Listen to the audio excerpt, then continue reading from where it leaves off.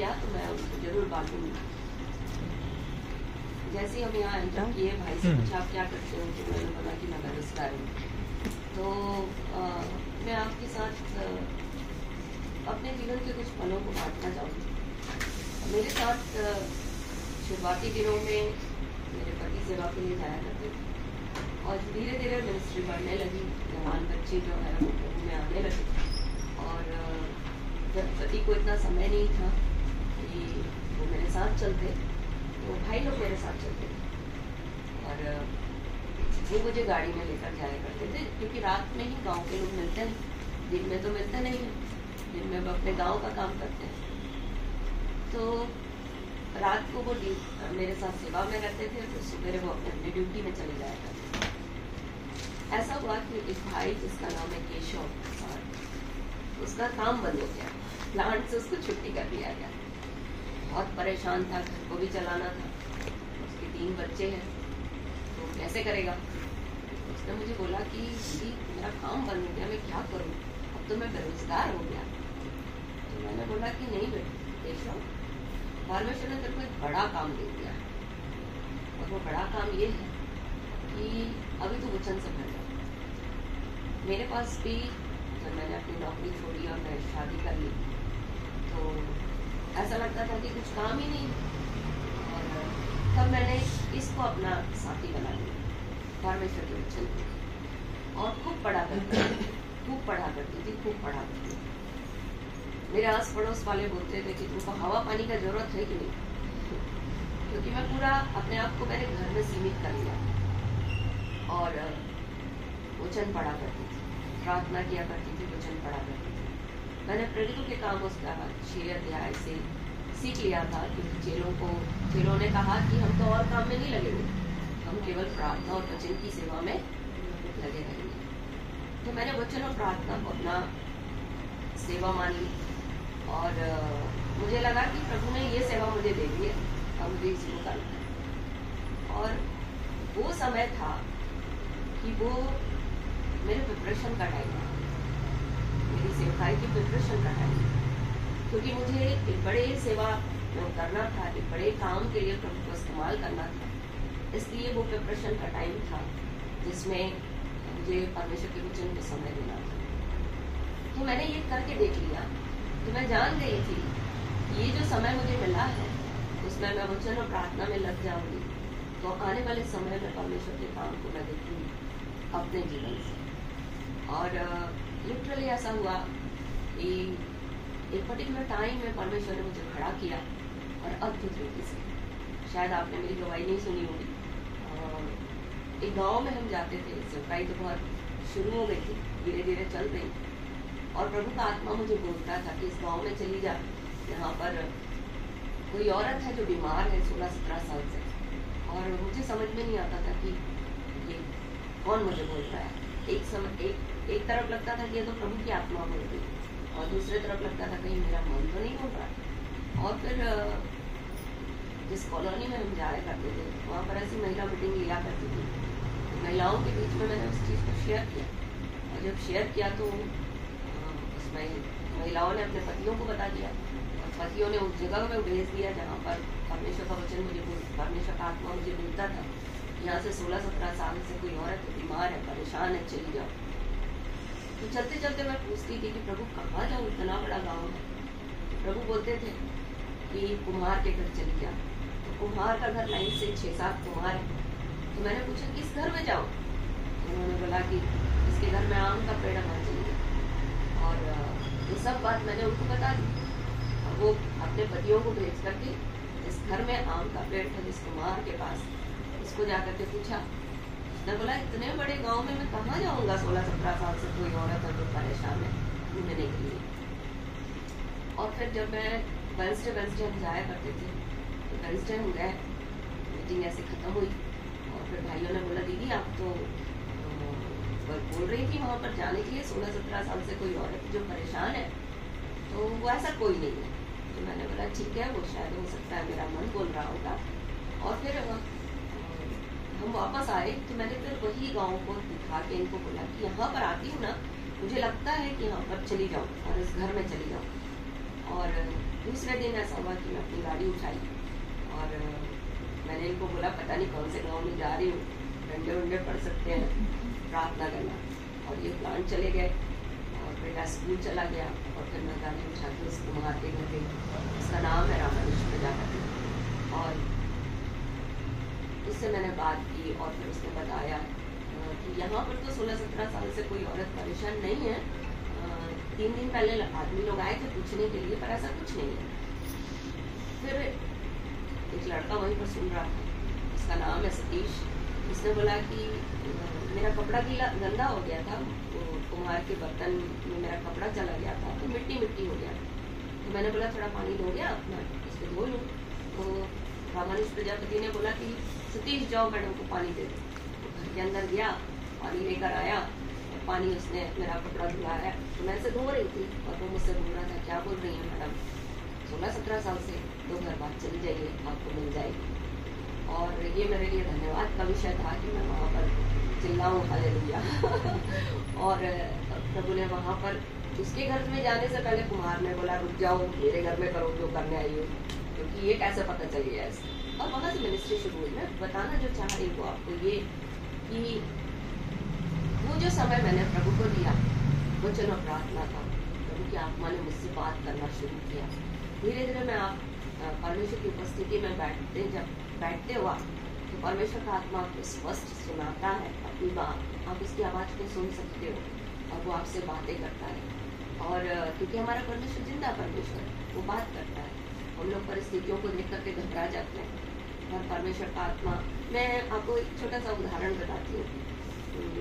मेरे पापा की जिस दिन डेथ होने वाली थी, उस दिन उसके 1 दिन पहले प्रभु की आत्मा ने मुझसे बोला कि चली जाती वहाँ परसाबदेव। मेरे पापा परसाबदेव में रहते थे, मतलब उनका घर परसाबदेव, मैं चली जाऊँ वहाँ पर। तो मैंने उनको बोला कि हम कल परसाबदेव जा रहे हैं, और जो जो मेरी मम्मी लोगों को जरूरत होती थी सामान लेकर जाते थे वो सब हमने खरीद लिया। और नेक्स्ट डे हम गए वहाँ पर, कि बैठा है सामने और आपको बताएंगे कि सब कुछ सही है। और जैसे ही हम वहाँ परसाबदेव के घर के अंदर घुसे और मैंने अपने पापा का हाथ पकड़ा, मैंने बोला जय मसीह की, और उसी समय उन्होंने मुझसे जय मसीह की किया, इन्होंने जय मसीह की किया, और उसी समय उन्होंने अपने प्राण त्याग दिए और वो प्रभु में सो गए। और केवल प्रभु की आत्मा के द्वारा मैं वहाँ पहुँची थी।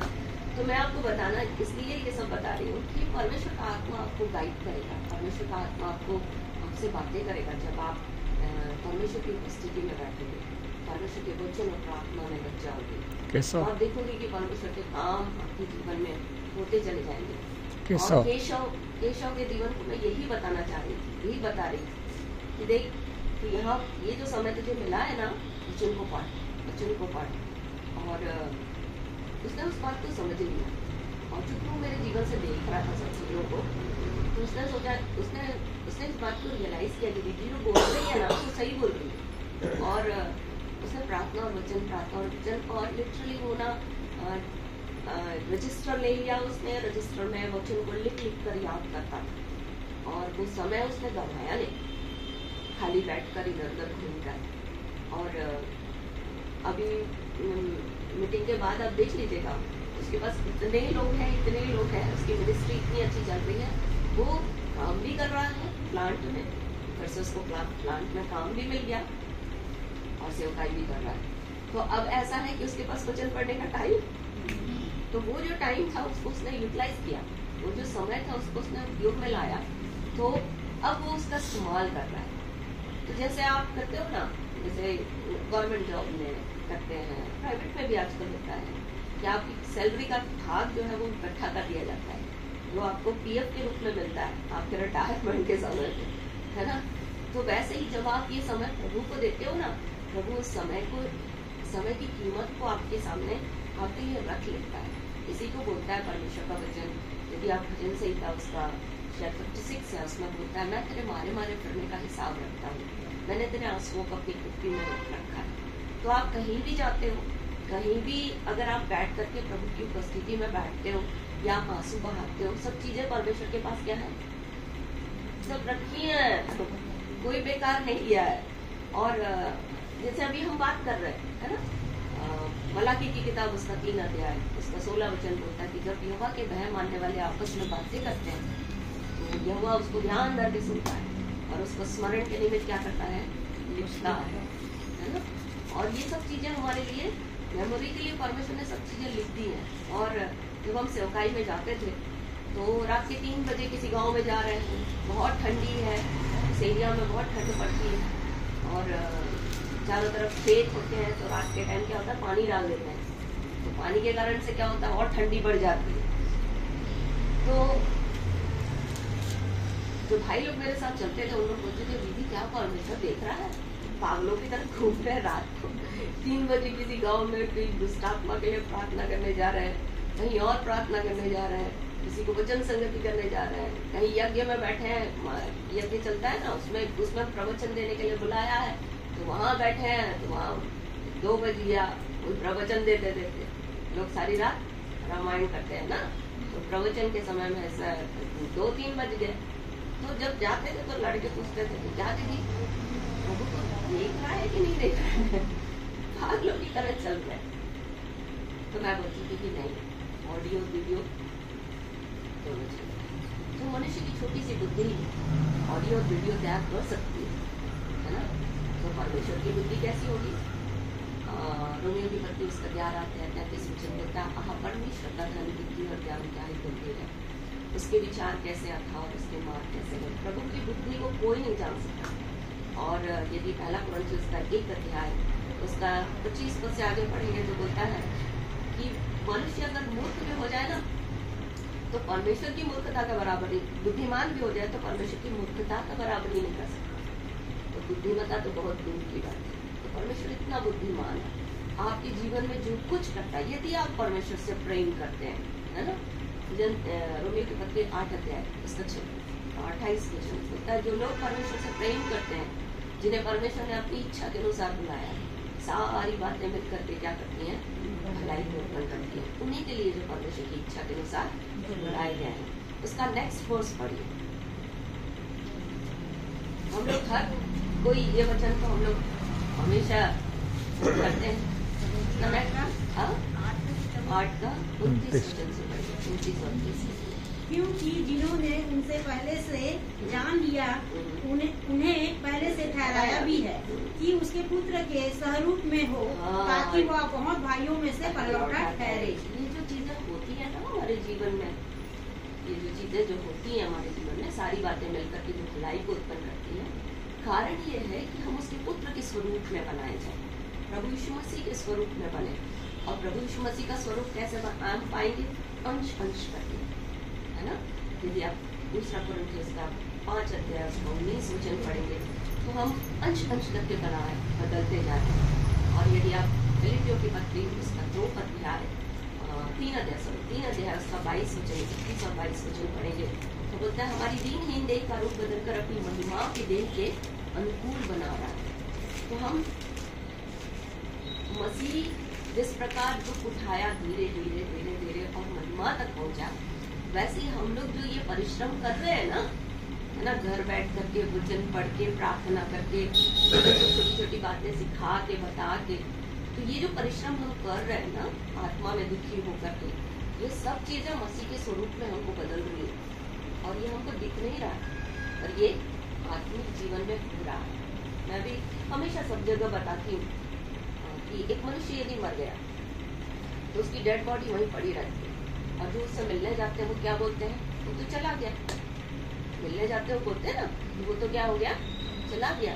पर वास्तविकता क्या है, उसका शरीर तो वहीं पड़ा हुआ है, तो क्या गया उसका, आत्मा गई। आप सुन रहे हैं मेरी बात, आप समझ रहे हैं मेरी बात, उसकी आत्मा क्या हो गई, चली गई। मान लीजिए उसका नाम श्याम है या मैं हूँ, मेरा नाम रोफीना है। मान लीजिए मेरा शरीर छोड़कर मेरी आत्मा चली गई, तो बोलेंगे रोफीना तो क्या हो गई, चली गई। तो रोफीना कौन थी, रोफीना का नाम किसका था। आप अगर आज मेरी पहचान बता रहे हो, जैसे सिस्टर भी मेरे को बोल रही थी कि आज वो वचन बांटेंगी रोफीना दास, है ना, तो ये मेरा नाम है। पर वास्तविकता में मेरा नाम किसका नाम है, मेरी आत्मा का नाम है। जिस दिन एक बच्चा पैदा होता है ना, उसी दिन उसका नाम रख दिया जाता है, और वो उसका नाम किसका हो जाता है, उसकी आत्मा का नाम हो जाता है। तो आप और मैं क्या है? आत्मा है, मुख्य आत्मा है। इसलिए पहला थिस्सलुनीकी उसका 5 अध्याय यदि 24 और 25 वचन पढ़ेंगे तो बोलता है कि प्रभु यीशु मसीह में हमारी आत्मा, प्राण और देह सुरक्षित पाई जाती है। ये पौलुस प्रार्थना कर रहा है थिस्सलुनीकी की कलीसिया से बात करते हुए। तो परमेश्वर की दृष्टि में क्या है? आत्मा, प्राण और देह। और हम लोग क्या देखते हैं? देह, प्राण और आत्मा। इसलिए हम बेरोजगार दिख रहे हैं क्योंकि हम शरीर को देख रहे हैं। पर यदि हम आत्मा को देखेंगे तो हमारे पास तो टाइम ही नहीं। समझ में आ रहा है? इसलिए कभी मत बोलिए कि मैं बेरोजगार हूँ। हमेशा बोलिए कि मैं तो काम कर रहा हूँ, क्योंकि हम क्या है? प्रभु के सहकर्मी हैं। जैसा हमारा प्रभु काम कर रहा है वैसे ही हम भी काम कर रहे हैं। जैसे सूरज में देखती हूँ, सुबह उठती हूँ तो सूरज निकलता है तो मैं बोलती हूँ ओ प्रभु आज आप काम कर रहे हैं, क्योंकि जब तक वो न उजाला दे वो काम कर रहा है, इसलिए तो आपको उजाला पहुँच रहा है ना। हा? तो जब वो काम कर रहा है तो उसके सहकर्मी क्या करेंगे? काम करेंगे। और उसका मेहनत का जो पेमेंट है ना वो अनलिमिटेड है। यहाँ तो आपको शायद 20,000, 15,000 और ज्यादा अच्छा किया या क्वालिफाई हो तो लाखों में चले जाएगा। पर वो वाला जो है ना ब्लेसिंग वो अनलिमिटेड है। यहाँ का जो पेमेंट है ना वो खत्म हो जाएगा इसी जीवन में, और वो वाला जो पेमेंट है ना वो कभी खत्म नहीं होगा। तो उसके लिए मेहनत करना है कि नहीं करना है? क्या सोचते हैं? करना चाहिए ना। उसके लिए ज्यादा मेहनत करना है, क्योंकि वो मेहनत जो है वो ब्लेसिंग आपके बच्चों के जीवन में आएगी।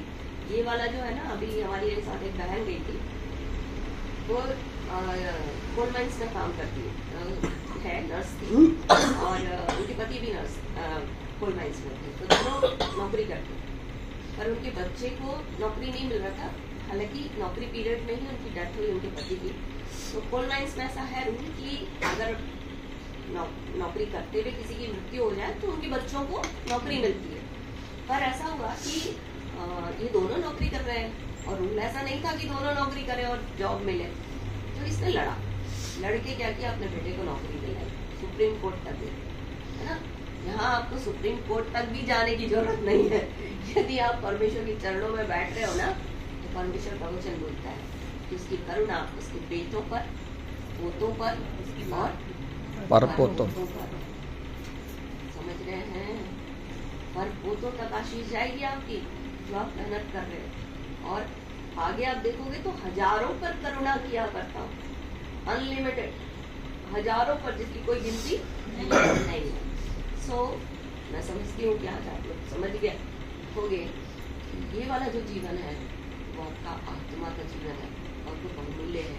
इसके लिए आपको मेहनत करनी है। आज हम लोग देखेंगे कि धन्यवाद किस पर देना है।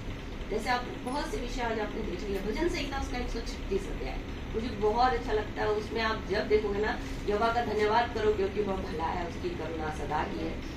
वो प्रभुओं का प्रभु है, उसका धन्यवाद करो। वो ईश्वरों का परमेश्वर है, उसका धन्यवाद करो। उसकी वो आश्चर्य कर्म करने वाला है, उसने बुद्धि से स्वर्ग को बनाया, पृथ्वी को जल के ऊपर फैला। पूरा उसमें आप देखोगे ना भजन संहिता 136 अध्याय में, तो केवल धन्यवाद धन्यवाद धन्यवाद धन्यवाद। तो जैसे भाई दीदी ने शुरुआत की, सिस्टर ने शुरुआत की कि फसल तो आई नहीं फिर भी धन्यवाद दे रहे तो मैं उस विषय को आपको वचन से दिखाना चाहती हूँ। भजन से एक उसका सॉन्ग है, आपकी बाजी निकाल लो ना, ये देखो आप मैंने जो बोला समझ में आया?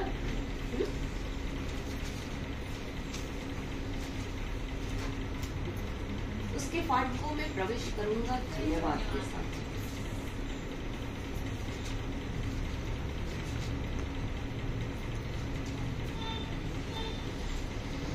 तो किसी भी जगह का एंट्रेंस क्या होता है, उसका फाटक होता है, ठीक है। तो अभी अंदर गए ही नहीं, कुछ हुआ ही नहीं, परमेश्वर का वचन बोल रहा है कि क्या करना है, समझ रहे हैं? तो जब हम लोग धन्यवाद देते हैं ना, तो परमेश्वर के इस घर में, परमेश्वर की उपस्थिति में आप एंटर करने का स्थान पाते हैं। आज आपकी ब्लेसिंग आई ना हो, आज आपको शायद धन गाँव में आपका खेत ना कटा हो, तो जब आप धन्यवाद दोगे तो उसकी फसल आप बढ़ती को देखोगे, क्योंकि परमेश्वर का वचन बोलता है कि मैं उसके फाटकों में प्रवेश करूंगा धन्यवाद के साथ, उसके आंगनों में स्तुति करूंगा। पर उसका लास्ट वर्स बोलता है कि यहोवा का धन्यवाद करो क्योंकि वो भला है, उसकी करुणा सदा की है और उसकी सच्चाई पीढ़ी से पीढ़ी तक। कब तक होगी? पीढ़ी से पीढ़ी। Unlimited, unlimited. यहाँ धन्यवाद दिया, वहाँ अनलिमिटेड ब्लेसिंग्स शुरू हो जाएगी। खाता बही स्टार्ट।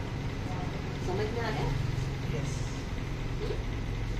इसी को बोलता है आंगनों में प्रवेश करूंगा, मैं उसके फाटकों में प्रवेश करूंगा धन्यवाद के साथ, आंगनों में स्तुति करूंगा। तो एम्प्लीफाइड बाइबल बोलता है कि God is good, his mercy and loving kindness forever endures forever, endures and faithful endures forever। मतलब आपको करुणा भी मिलेगी, आपको दया भी मिलेगी, आपको सच्चाई भी मिलेगी और आपको विश्वास योग्यता भी। परमेश्वर की चारों चीजें आपके साथ चलेंगी जब आप धन्यवाद के साथ एंटर करोगे, धन्यवाद के साथ एंटर करोगे। और इसीलिए परमेश्वर ने तंबू की रचना करवाई ताकि हम समझें कि कैसे हम फाटकों में प्रवेश करते हैं। धन्यवाद एक बलिदान है, ये तो आप जानते हैं, है ना? और ये परमेश्वर को बहुत अच्छा लगता है। इसको मैं इस और अच्छे से अभी आपको बताऊं तो भजन से तो उसका 50 है।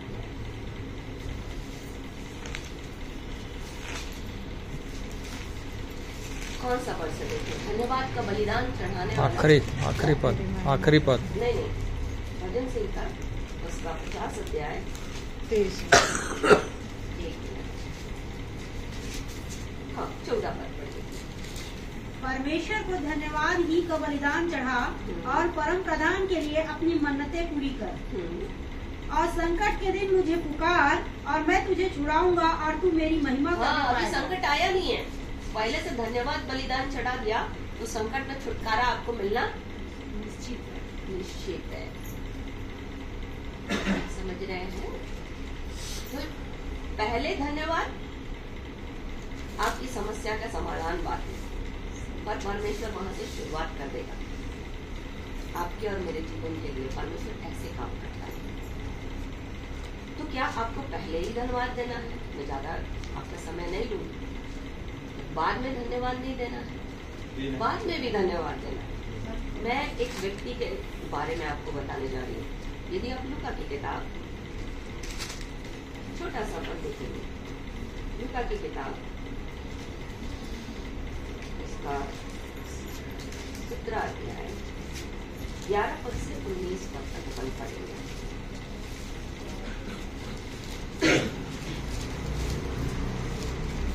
परंतु उसके मन की बातें जानकर ऐसा हुआ कि यरूशलेम जाते हुए सामरिया और गलील के बीच से होकर जा रहा था। किसी गांव में प्रवेश करते समय उससे 10 कोढ़ी मिले। उन्होंने दूर से खड़े होकर ऊंचे शब्द से कहा, हे स्वामी, हम पर दया कर। उसने उन्हें देखकर कहा, आओ और अपने आप को याजकों को दिखाओ। और जाते ही जाते वे शुद्ध हो गए। तब उनमें से एक यह देखकर कि मैं चंगा हो गया हूँ, ऊंचे शब्द से परमेश्वर की बड़ाई करता हुआ लौटा और यीशु के पांवों पर मुंह के बल गिरकर उसका धन्यवाद करने लगा और वह सामरी था। इस पर यीशु ने कहा, क्या 10 शुद्ध न हुए? तो फिर वे 9 कहाँ हैं? क्या इस परदेसी को कोई और न निकला जो परमेश्वर की बड़ाई करता? तब उसने उससे कहा, उठ चला जा, तेरे विश्वास ने तुझे चंगा किया। हालेलुया। हालेलुया। अब हर बार इस भाग को आपने सुना होगा, पढ़ा होगा। कुछ बातों को मैं आज के दिन आपको बताना चाहती हूँ। परमेश्वर के वचन में यदि कोई नाम दिया है, उसका भी एक कारण है।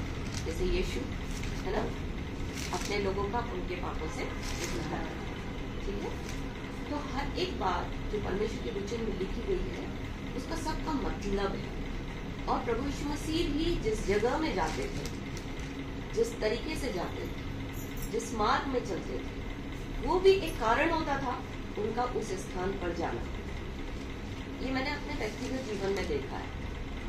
सेवकाई जब कर रही थी, मतलब जाती थी गाँव गाँव, तो देखती थी कि चलते चलते जहाँ पर भी काम हो रहा है, जैसे मैंने आपको बताया, चले जाओ 16-17 साल से कोई औरत को परेशान। तो कारण उस स्थान से निकलने का, एक दूसरे स्टेट कोल माइंस में जाने का, और बीच का जो रास्ता था ना, वहां पर इस स्त्री के लिए प्रभु हमको लेके जाता था उस कोल माइंस, ताकि हम वहां से जाएं कोल माइंस, और रास्ते में प्रभु दिखाए कि यहाँ पर एक औरत है, तुम उसके पास चली जाओ। समझ रहे हैं? तो यहाँ पर प्रभु यीशु मसीह क्या कर रहे हैं? सामरिया और गलील के बीच में से होकर जा रहे हैं। और देखो, वो 10 व्यक्तियों से प्रभु कितना प्यार करते थे जो सामरिया और गलील के बीच में रहते थे। तो सामरिया के बारे में आपने सुना? आप जानते हो सामरिया के बारे में? बताइए, जानते हैं सामरिया के बारे में? मिक्स्ड।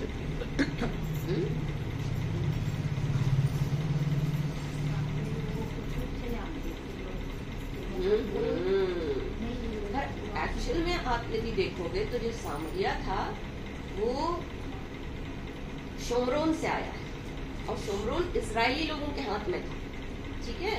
यदि आप पहला राजा उसका 16 अध्याय, पहला राजा उसका 16 अध्याय 28, 23 और 24 में पढ़िए तो पहला राजा उसका 16 अध्याय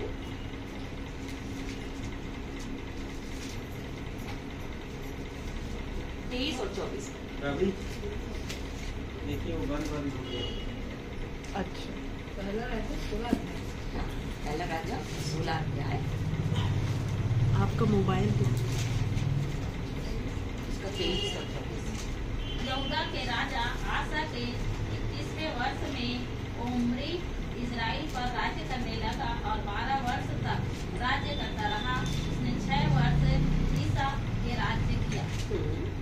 में राज्य किया और उसने सेमेर से सोमरोन पहाड़ को 2 किकार चांदी में मोल लेकर उस पर एक नया नगर बसाया और उसने अपने बसाए हुए नगर का नाम पहाड़ के मालिक सेमेर के नाम पर सोमरोन रखा। हाँ, ये जो सोमरोन था ना, ये इजराइल का एक राजा उमरी था, उसने इसको खरीदा था और वहां से ये सामरिया में चेंज होता गया, नाम जो है वो बदलता गया और फिर सामरिया तक पहुंच गया। तो ये जो स्थान था, यहाँ के लोग इस सोमरोन के लिए बोलते हैं कि ये कल्ट और गॉड है ना, मतलब देवताओं के पूजने वाले, और कल्ट मतलब कि कोई ऐसे पंथ को जो तैयार हो जाता है मनुष्य के अपनी बुद्धि से, अपने विचारों के द्वारा जो पंथ स्थापित हो जाता है, उसको बोलते हैं कल्ट, ठीक है। तो ये जो इस राजा के बारे में यदि आप पढ़ोगे तो इस राजा की जो चाल चलन था वो यारोबाम की तरह था। इसने यारोबाम को फॉलो किया था, और यारोबाम ने क्या किया था? यारोबाम ने ऐसा क्या हो गया? वो नेट का प्रॉब्लम होगा उसके कारण। कौन से नंबर चले? चलो, यारोबाम के साथ समस्या ये थी, परमेश्वर ने उसको 11 भाग दे दिया था इजराइल का। जब रहुबियाम परमेश्वर के वचन के विरोध में चला, सुलेमान का बेटा रहुबियाम, तो रहुबियाम के हाथ से परमेश्वर ने सारे राज्य को छीन लिया। एक यहूदा का राज्य जो दाऊद के गोत्र का था, उसी को बस छोड़ा, बाकी सब क्या कर लिया? उठा करके यारोबाम के हाथ में दे दिया। ठीक है, तो यारोबाम ने सोचा कि कहीं ना कहीं तो आज नहीं तो कल भैया दाऊद है, उसका पोता है, वो मेरे ऊपर हावी हो जाएगा और सारा राज्य मेरे से क्या हो जाएगा, छीन लेगा। इसलिए उसने ऐसा किया कि इजरायली जो है वो यहूदा के देश में न जा करके वहीं पर बछड़ा बना करके उनको आराधना करने के लिए तैयार कर दिया। तो 2 तैयार किया, एक यरूशलेम में और ऐसे करके उसने 2 भाग तैयार करके बछड़ा बना दिया कि भैया तुम लोग और कहीं मत जाना। इजरायलियों से बोला तुम लोगों को कहीं जाने की जरूरत नहीं है, ये जो मैंने बनाया है ना वहीं पर जाकर के अपना बलिदान चढ़ाओ। तो उसने अपने हिसाब से याजक नियुक्त कर दिए और उन लोगों ने उनका बलिदान ग्रहण करना शुरू कर दिया और इस प्रकार इजराइल जो है वो पाप में पड़ गया। और इसी की दशा को, इसी के हिसाब से उम्री चलने लगा इजराइल को मूर्ति पूजा में फंसाने की। एक अपना विचार जिसके द्वारा वो उसको चले, है ना, उसके हिसाब से करें और देवताओं की पूजा करें, बछड़ा बना करके उसको देवता बना करके उसकी आराधना करें। तो ये जो सुमरोन था, ये जो समरिया था, ये देवताओं की पूजने वाला था और अपने पंथ के हिसाब से, अपने विचारों के हिसाब से चलने वाला था। इसलिए आपको पता होगा कि यूहन्ना 4 अध्याय में जब स्त्री बोल रही थी तो बोलते तुम लोग बोलते हो कि यहाँ पहाड़ पर आराधना करना, बोल रही थी ना सामरी स्त्री के बारे में पढ़ा है यूहन्ना 4 अध्याय में। तो प्रभु को बोलना पड़ा कि नहीं, पहाड़ पर नहीं, इधर नहीं, केवल क्या है आत्मा और सच्चाई से आराधन प्रभु क्या कर रहा है, बोल रहा है। तो यहाँ पर वो लोग थे। दूसरा एक भाग था जो आप देखते हो गलीली, जैसे सिस्टर भी बोल रही थी, लूका की किताब उसका 4 अध्याय उसका 18 वचन था ना, क्या पढ़ रही थी सिस्टर, वचन बोल रही थी। लूका की किताब उसका 8 अध्याय, सॉरी 4 अध्याय, लूका की किताब 4 अध्याय।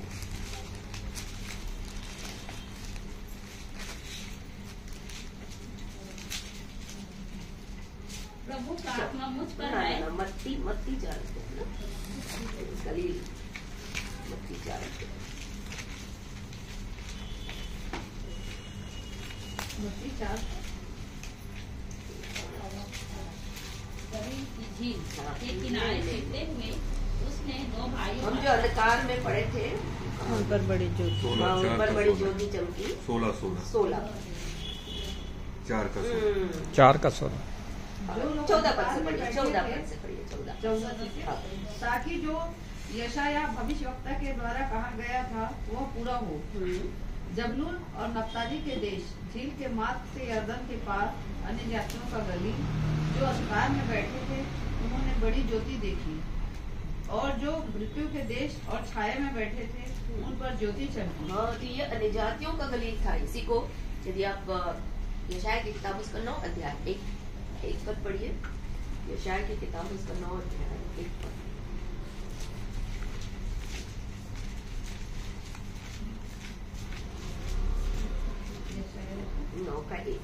तो अब ये संकट भरा अंधकार जाता रहेगा। पहले तो उसने जबूलून की और नप्ताली के देशों का अपमान किया, परंतु अंतिम दिनों में ताल की ओर यरदन के पार की अन्य जातियों के गलील को महिमा दे। अन्य जातियों का देश था, भाग था, ठीक है। और पहले ये नप्ताली और दान के रीजन में भी आता है। और जो नप्ताली आप देखोगे तो नप्ताली का मतलब होता है मलयुद्ध और दान का मतलब होता है न्यायी, है ना। तो ये जो परमेश्वर को नहीं जानते थे, कोई मैं और आप मान लीजिए, है ना, हम लोग युद्ध कर रहे हैं शैतान की शक्तियों से और परमेश्वर के न्याय के लिए अपने आप को तैयार कर रहे हैं, है ना। तो ऐसे लोग जो इस कैटेगरी के थे और ऐसे लोग जो सामरी में थे, जो इजरायली थे, है ना, जो एक पंथ, एक कल्ट और एक गॉड को फॉलो कर रहे थे, है ना, इन लोगों के बीच में प्रभु काम कर रहा है। और क्या काम कर रहा है? उनकी अशुद्धता को दूर करने के लिए। जो 10 कोढ़ी थे, कोढ़ी लोग होते हैं, वो क्या जानते हैं? जो कोढ़ है वो किसको रिप्रेजेंट करता है? अशुद्धता को, है ना। और इसलिए जब कोढ़ हो जाता था तो उसको छावनी के बाहर कर दिया जाता था, है ना। और जैसे ही कोई उसके पास गया तो बोलते थे अशुद्ध अशुद्ध अशुद्ध चिल्लाते, क्योंकि कोई उसको छू भी नहीं सकता, है ना। तो ऐसे लोग जो अशुद्ध हैं उनके बीच में प्रभु यीशु मसीह काम करना चाह रहे हैं और उनसे कुछ एक्सपेक्ट कर रहे हैं, कुछ आशा कर रहे हैं, है ना। इसलिए जब प्रभु यीशु मसीह चाहते तो कोढ़ियों को क्या किया, ऐसे पकड़ा और क्या कर दिया, चंगा कर दिया। कई जगहों में आप देखोगे प्रभु यीशु मसीह ने पकड़ा और क्या हो गया, कोढ़ चला गया। और यहाँ उनको पकड़ा नहीं, उनको क्या बोला, जाओ अपने आप को याजकों को दिखाओ। तो उसमें से 9 जो थे वो क्या हो गए, चले गए। पर एक जो देखा कि अब प्रभु ने मेरे जीवन में क्या कर दिया, चंगाई ला दी, तो क्या हो गया, वापस लौटा। पढ़िए लूका की किताब खोली, उसका 9 अध्याय 16 अध्याय, लूका 16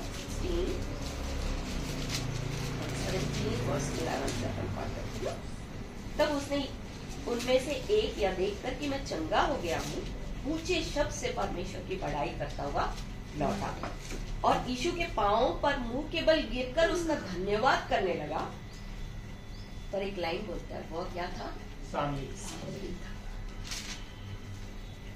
वो ऐसे पंथ को मान रहा था, ऐसे परमात्मा को मान रहा था जो परमेश्वर नहीं थे, है ना। ऐसे परमेश्वर को, ईश्वर को मान रहा था जो परमेश्वर नहीं था। वो लौट कर आया और उसने क्या किया, उसके पांव पर गिर दिया और उसको धन्यवाद दिया।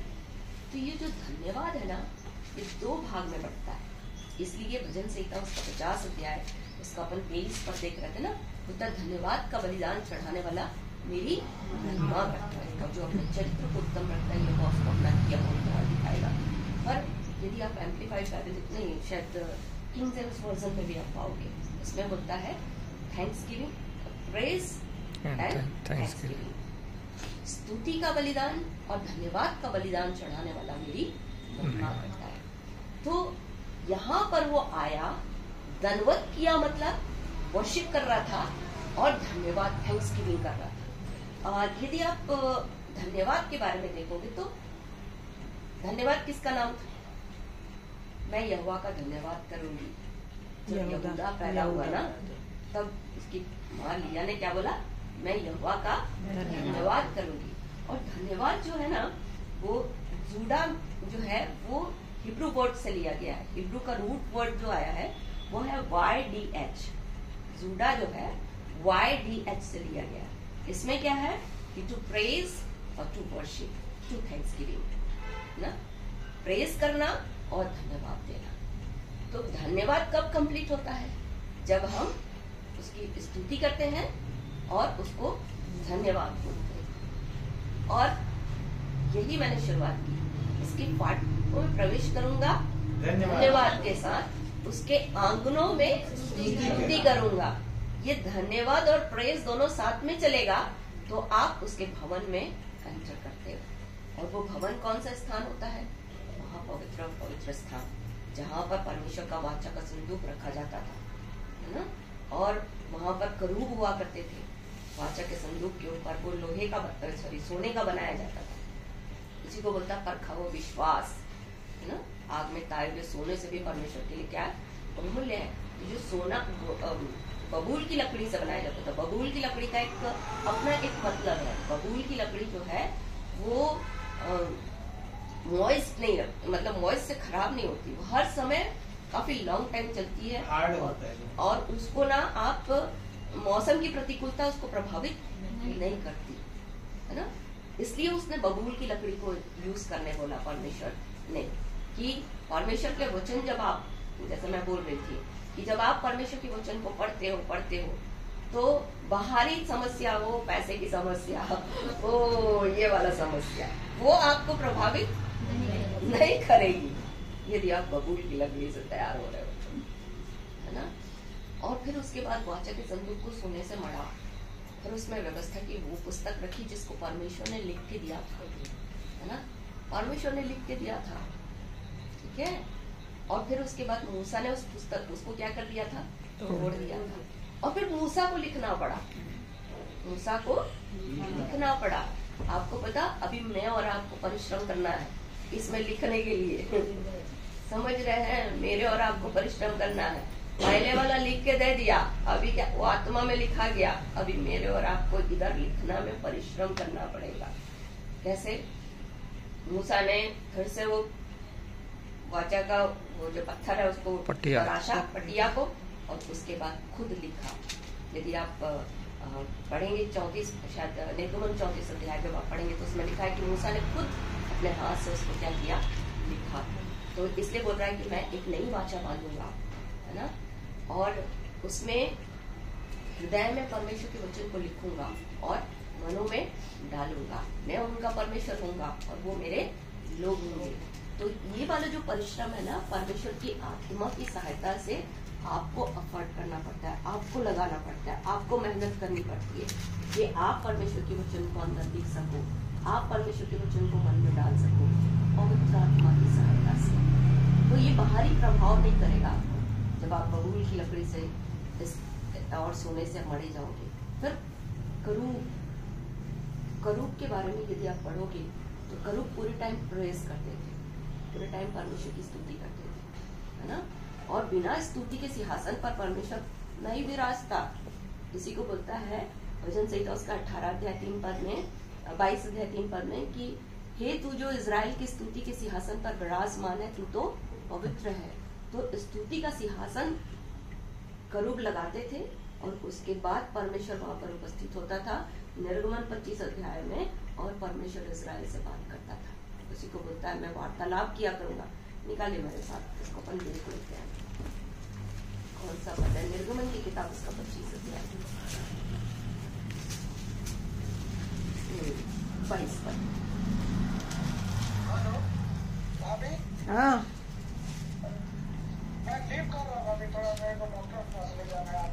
अच्छा ठीक। वो टाइम हो गया ना। निर्गमन 25 का 22।